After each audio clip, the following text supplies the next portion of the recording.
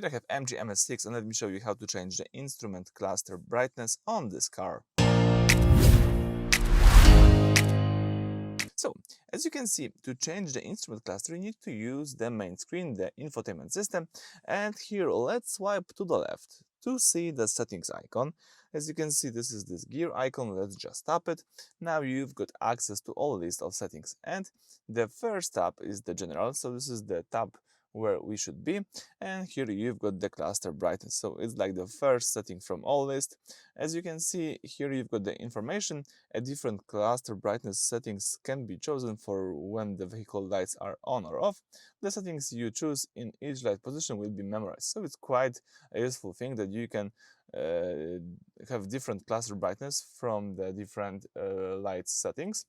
Let's just close this information, and to change the instrument cluster, let's just use the swiper, as you can see, from maximum to minimum, and the cluster brightness behind the steering wheel is changing the brightness.